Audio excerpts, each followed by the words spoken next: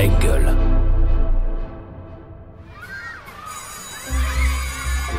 Quand j'étais petite, je voulais être... Quand j'étais petit, je voulais moi, être... quand j'étais petite, je voulais faire... Alors, moi, quand j'étais petite... Petit, moi je voulais être... J'ai toujours eu envie. Petit, je voulais être... Bonjour Arnaud. Salut Romain. Et surtout, merci d'avoir accepté d'être un nouvel enfant d'Allons Enfants. C'est ce 11 février 1979, le jour de ta naissance. Tu es français, mais né à Casablanca, au Maroc. C'était un dimanche. Que peux-tu nous dire de plus sur le jour de ta naissance ? Sur le jour de ma naissance, pas grand-chose, vraiment, pour le coup. Pas grand-chose, simplement dire que je ne suis pas arrivé tout seul. J'ai un frère jumeau, faux jumeau, donc on était dans deux poches, donc on est assez différents, en tout cas en termes de caractère, mais quand même, c'est quelque chose d'assez fort et d'assez particulier malgré tout, d'avoir grandi avec un frangin donc au quotidien, avec quelqu'un avec qui on a partagé notre quotidien jusqu'à 12 ans, jusqu'à mon départ en France, donc tout ça a été justement jalonné de plein d'histoires, mais de ma naissance, voilà ce que je dégagerais évidemment, c'est la particularité, ce frère jumeau. Alors on parle de l'enfance. Quand on parle enfance, on parle forcément d'école. C'est plutôt un endroit où tu te sens bien, là aussi. Ouais, je me sens très bien. Et puis j'ai un jumeau, donc on est en plus pas en cours ensemble, mais je travaille bien, je vis ce truc-là assez facilement. Et d'ailleurs, après, quand j'arrête, parce que je me lance sur ma carrière tennistique et je dois arrêter en première, j'ai passé un coup de fil à mon père pour lui dire, écoute papa, faut vraiment faire un choix maintenant, on peut pas faire les choses à moitié. Je me rappelle, ça a été très difficile comme décision à prendre parce que quand tu as 17 ans, même si tu es bon en junior 1, je finis numéro 5 mondial et l'année suivante, je suis numéro 1 mondial junior et là, je passe un coup de fil à mon père et je lui dis, écoute papa, je crois qu'il faut que j'arrête les études. Je sais que c'est pas facile pour toi aussi à entendre, mais c'était presque pas une question que je lui posais. C'était presque... j'avais juste besoin de me confier, de le lui dire.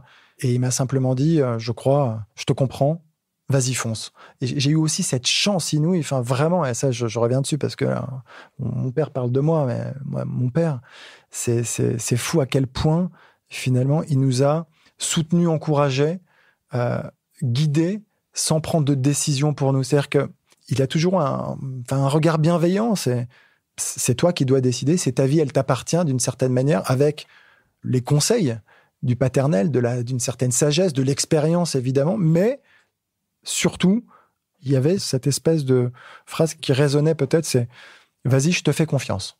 Et je pense lui avoir bien rendu, parce que dans cette éducation, ce que j'ai adoré, je pense, c'est de discuter beaucoup. Je lui ai toujours tout dit, tout. C'est-à-dire que j'ai pas été qu'un saint ensuite, j'ai aussi fait des conneries, j'ai aussi fait des choses entre 20 et 30 piges que j'ai pu regretter, des choses pas très graves certes, mais j'ai toujours eu cette facilité à lui en parler, presque le besoin de lui dire, même si c'est dur pour un père parfois d'entendre, j'ai déconné, j'ai fait, j'ai toujours eu cette facilité à pouvoir lui dire parce que justement il y avait ce truc où je te fais confiance, t'inquiète pas, je sais que t'es un gars bien, je sais que t'es quelqu'un de bien, je peux tout entendre. Alors dans Allons Enfants, on aime bien offrir un petit cadeau à notre invité, qui est généralement quelque chose qui permet justement de se replonger un petit peu dans l'enfance aussi. Bonjour. Tu ouvres et tu nous racontes. Une banane. Qui c'est qui vous a donné le coup de la banane?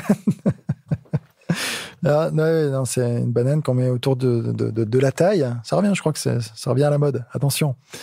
Je crois qu'on s'est pas mal foutu de moi à l'époque, mais c'est à 12 ans, à un moment, je me retrouve quand même à faire avec mon baluchon des allers-retours Casa, Bordeaux, puis le train, Poitiers, le taxi, tout ce qu'on peut imaginer dans un transport comme ça, tout seul. Donc j'avais dans ma banane ma petite carte bleue que mon père avait demandé au Crédit Lyonnais, la fameuse carte Cléo, je pense, avec mon passeport, avec tout ce qui paraissait indispensable, et c'est là-dedans que tout se passait. J'avais tout le temps cette banane, que ce soit sur la tournée d'été, je sais pas si je l'avais sur la première, mais ensuite, elle m'a jamais quitté, mais c'est mes parents qui m'ont mis ça autour de la taille pour me dire, voilà, c'est ce que tu as de plus important, mais ça me fait rire. Alors dans Allons Enfants, on aime aussi parler de transmission, parce que c'est aussi ça, on va dire, l'héritage de l'enfance. Tu es devenu directeur technique national pendant 4 ans à la FFT, de 2013 à 2017. C'est donc un métier dans lequel on va identifier et faire en sorte de faire grandir aussi du mieux que possible les jeunes joueurs de tennis français. Ça rejoint un peu ce que tu dis, c'est pas une question piège, mais on parle souvent en France de Yannick Noah, de cette absence de champions qui ont gagné un tournoi du Grand Chelem depuis Yannick en 83. On dit souvent c'est long, pourquoi ? Est-ce qu'on a des problèmes de méthodologie, de mentalité, bababi bababa ?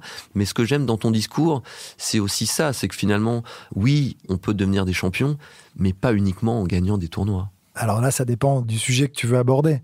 Mais tu as complètement raison. Après, c'est beaucoup plus global. Est-ce qu'on veut gagner des grands chelems ? C'est toute la question, je pense, quand on est sur l'accompagnement de jeunes joueuses, de jeunes joueurs. Et qu'on est une fédération française de tennis avec l'intégrité physique, l'intégrité morale aussi, des athlètes que tu entraînes. Tu dois respecter un peu tous ces environnements. C'est pas simple. J'ai ma façon de voir les choses, évidemment. Je pense qu'après, il faut avoir une part d'inné, je crois, qui doit être très forte. Et en fait, plus le temps passe et plus je me dis, oui, tu développes des qualités quotidiennement pour aller sur la plus haute marche du podium, mais il faut que ce soit très ancré, il faut que ce soit dans tes tripes. Et on l'a tous plus ou moins. Mais si tu l'as un peu moins, tu peux pas y arriver. Donc, pour revenir, est-ce que Yannick Noah, c'est loin. Est-ce que demain, on en regagnera ? La fédération joue un rôle, évidemment, mais après, c'est un truc qui est très personnel, en fait, qui est très singulier, qui appartient à l'athlète. Et c'est l'athlète qui doit entreprendre, qui doit créer, en fait, les conditions de la performance. Arnaud, on va finir avec la question signature d'Allons Enfants. On est là, tu es là avec nous et face à toi se trouve Arnaud, ce petit garçon qui a tout juste 12 ans, qui quitte le Maroc et qui va se retrouver pour la première fois de sa vie en France, un peu seul, pour jouer au tennis. Avec le recul, qu'est-ce que tu aurais envie de lui dire ? Eh bien, plein de choses, en fait, parce que c'est facile de dire ça maintenant à 42 ans et de s'adresser à un jeune qui a la vie devant lui. Mais voilà, ma petite expérience serait de lui dire évidemment de profiter, de croquer la vie. Mais j'ai envie de lui dire de courir le monde, en fait, de voyager, de rencontrer des gens, de prendre des décisions. En fait, peut-être qu'une de mes hantises, c'est la routine. C'est de pas faire de choses, c'est de subir un peu la vie. Ce que j'adore, en fait, dans ma vie, c'est d'avoir plusieurs vies en une vie. Et je crois que c'est une chance d'avoir la possibilité comme ça de pouvoir faire des choses, rebondir, aller vers s'orienter vers d'autres horizons et découvrir. Donc je lui dirais de prendre des décisions, de faire des choix, d'oser d'une certaine manière, de tomber parfois, de se relever évidemment, mais de tenter des choses et surtout de pas être attentiste. Voilà, et d'avancer.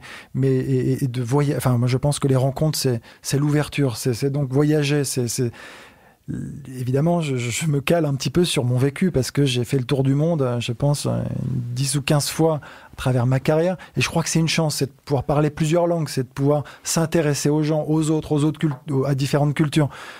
Ouais, ce que j'aurais envie de lui dire, c'est vas-y, fais-le à fond, bien entendu. Après, tu y arrives, tant mieux. Mais quoi qu'il arrive, tu apprendras beaucoup. Voilà, tu apprendras beaucoup. À la seule condition que tu restes vraiment très ouvert, d'une manière très globale. Voilà ce que je lui dirais au jeune Arnaud de 12 ans. Je lui dirais de s'éclater et d'avoir le sourire. Merci d'avoir été un enfant de plus pour nous à Allons Enfants. Et merci Arnaud, ça c'est plus perso, d'être le chic type que tu es.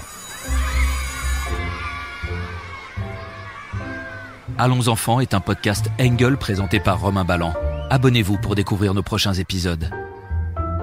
Production et réalisation, Raphaël Fruchard. Ingénieur du son, Thomas Gabriel. Coordination de production, Alix Pénichon.